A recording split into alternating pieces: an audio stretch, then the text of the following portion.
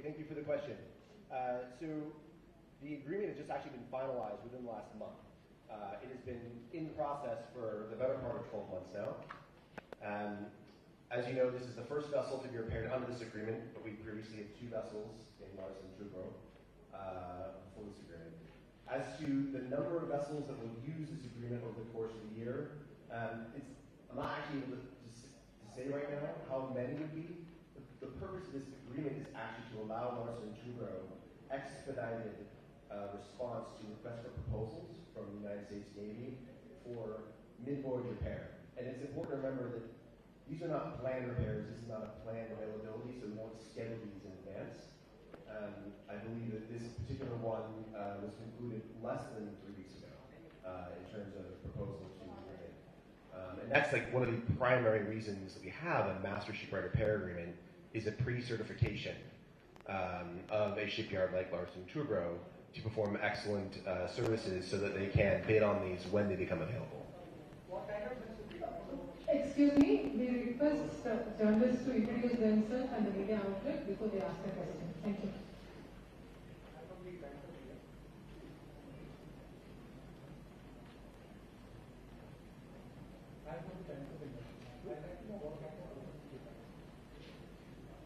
So for the foreseeable future, we envision additional USNS ships, that's United States Naval ships, from the Military Sealift Command, supply ships, oilers, ships like the salvage tug.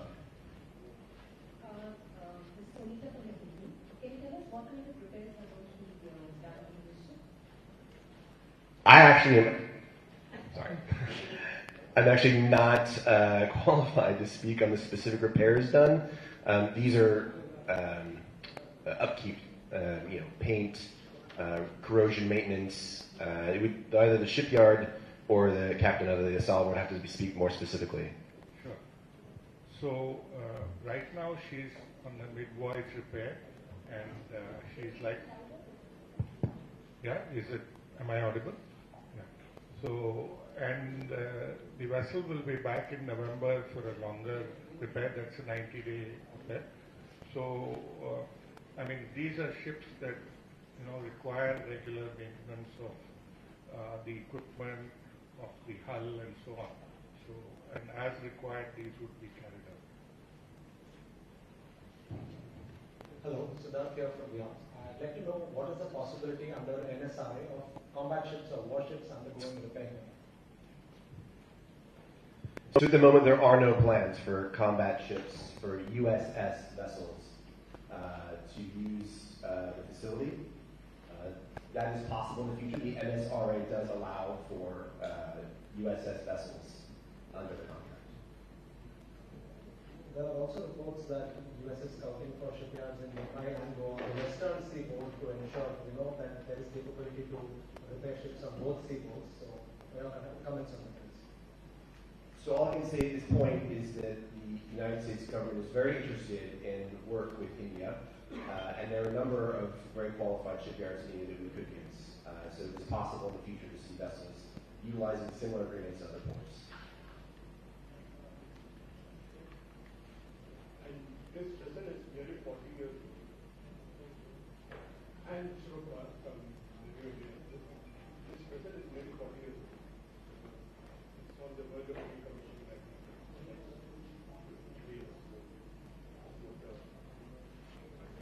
So, while I'm not the captain of the ship, I think you would say it's 40 years young, and that I do not believe she's scheduled for decommissioning anytime in the near future. She's one of 2 we've got out to say 2025. This is one of the vessel classes the U.S. is looking at recapitalizing the growth. But I think right now we have 10. We're building 10, we only have 2 right now. This is someone from Business Line. I would like to understand till now where you have been doing repairs for these in the neighboring countries, and also could you just elaborate as to the reasons you chose LNT? You did mention a couple of points, but can you just elaborate from your side how they meet your expectations? And the third point is what was raised by my colleague. When do you feel that the next yards, maybe in the West, is Is there any time frame which you're looking for? So that's the last part first, that's actually easier. And that is all based off of basic paperwork, honestly. So into a shipyard, and I think the Consul General said it best during her remarks earlier, is there's a series of requirements that a shipyard has to meet in order to obtain an NSRA. And so as additional shipyards in India meet those requirements, they will become eligible for NSRA status and we can bid on work. Those bids may be different based on where they're located. So ships coming through India may not want to go all the way around to Mumbai, for instance, but ships coming from, say, the African area of operations might then use Mumbai as their position. As for places we've done these previously, I know we use shipyards in Korea, and we have U.S. naval shipyards in Japan and Hawaii that we use, as well as a number of shipyards on the west coast of America. Is there a reciprocal arrangement which says a need maybe Indian ships can also use some of the facilities we have such kind of an agreement? As a reciprocal agreement? So the MSRA is not in and of itself a reciprocal agreement, but should the Indian government choose to approach the United States government, I am certain that we could enter into a reciprocal arrangement. The challenge, of course, is that for most of those shipyards, again, U.S.-owned shipyards, it would have to go at least as far as, say, Honolulu, and possibly as far as either the west coast or the east coast. And Indian ships tend not to get out that far with requirements for planned maintenance. Obviously, if any vessel would require maintenance, we would come up with some kind of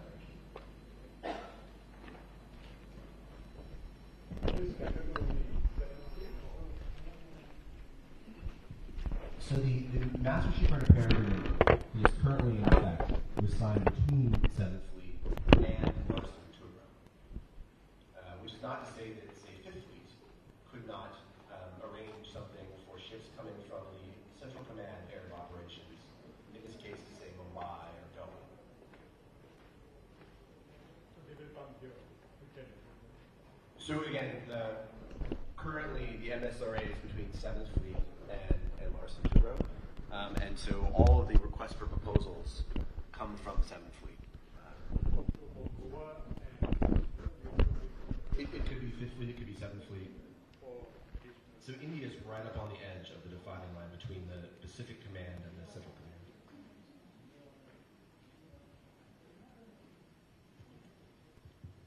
I'm Sam Daniel from NDTV again. My question is, geopolitically, how significant is this location?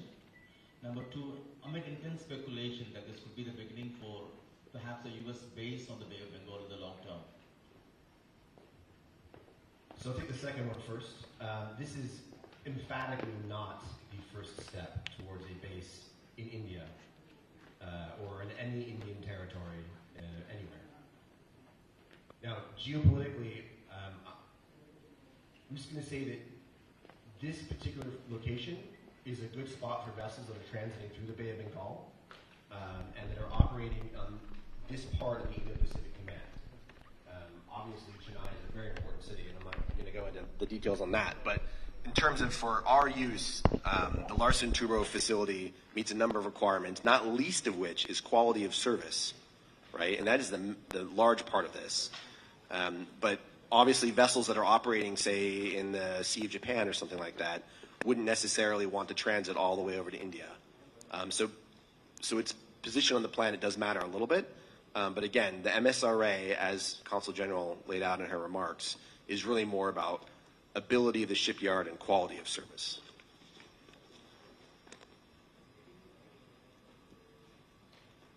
So it's only for civil warships are likely to come? So for the time being, these aren't civilian ships, right? These are U.S. naval ships under the Military Sealift Command. Civil command. So they are not warships, and they're not a USS. They are not carrying weapons. In the future, there could be, if the two governments can come to arrangements, there could be a USS ship that comes here for the same work, right? Maintenance of the plants, corrosion control. India operates the same kind of engines, LM-2500, that the U.S. Navy uses. In fact, the Indian aircraft carrier was just put to sea uses them. So there are quite a bit of experience and knowledge in the Indian manufacturing sector that could be used for a variety of ships. But for the time being, we are only using military Sea Lift Command ships come here. And secondly, is there, with the climate change and everything, fossil fuel, there is new technologies are being undertaken in that, even warships? Are you looking at introducing new technology which is carbon-free, away from fossil fuel? I can't really speak to future developments. I can tell you, though, that nuclear-powered ships are carbon-free. My question to the L&T chief. Yes, what is the current capacity of your shipyard vis-a-vis the work you get? And amid concerns that any expansion of your shipyard could lead to destruction of the fragile ecosystem here, particularly the adjoining Puthiya Lake, known to be the second largest brackish water. Any expansion, they say, could destroy the barrier island, letting the seawater enter the lagoons and causing large-scale sea erosion. So in terms of capacity of the yard, we have adequate capacity, and of course capacity is, depends on how you measure it, whether you're measuring it in terms of number of man days of work that can be done, number of ships that can be constructed and repaired at a period of time. So as you can see that we built the yard with adequate capacity for future growth. So the yard itself is well equipped for future growth. We, whatever expansion happens will happen within the yard facilities. There could be scaling up of the shops, etc. So I don't think there is any issues, and whatever we have done today is with all environmental clearances. We don't see any expansion beyond whatever land area that we are working on. We have about 1,000 acres of land here. We have potential to grow the capacity within this facility, and we see a lot of opportunities both from the Indian Navy, the Indian Coast Guard, the potential foreign navies to use this facility. And as you would have probably noticed, that the facility has been created looking at the future. So I would say this is one of the only yards which would so-called qualify as shipbuilding 4.0, So we've looked at producing faster, using a lot of digital techniques to scale up production. And I would say that this is, leaps ahead of the conventional shipbuilding approach. So, Siddharth here from Beyond. So I'd like to ask you, since you've handled 35,000 plus ton displacement vessels earlier, and INS Vikrant almost comes into 40,000 plus tons. So do you envision Vikrant being, serviced here for whatever requirement that may arise in future? Because this is the only one, perhaps on the eastern seaboard, to handle such a large vessel of that capability. So it could be feasible. It is, for the Indian Navy to look at it. We would equip ourselves to make whatever small enhancements are required to deal with such a vessel. But I think that's out into the future, and at this point, there is no talk about servicing Vikrant here. But the Vikrant will be docked here till that Visakhapatnam yard is So that's the question for the Navy, and I will leave it at that. My question to you again, sir, the L&T chief here. I'm Sam Daniel. What is the value of this particular agreement in terms of monetary price? And if you can share with us. So as the Consul General said, this is an enabling agreement. What it does is it permits us to respond to their requirements. It permits them to come to us. So it's a facilitating agreement. There's no value, there's no commitment for so many ships in a month or whatever. It's just an enabling agreement which kind of pre-qualifies us to respond to their requirements at a short notice, and for them to clear us for carrying out these repairs. You're talking about this contract? I'm not talking about the value right now. I'll just say it's a stepping stone into larger things in the future. Any last questions? Okay, thank you so much, everyone. Thank you. Thank you, guys.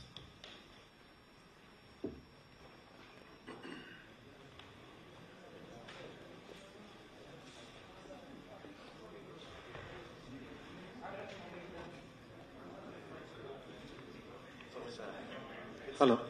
May I request the media to proceed subsequently to their buses? Lunch is arranged for them.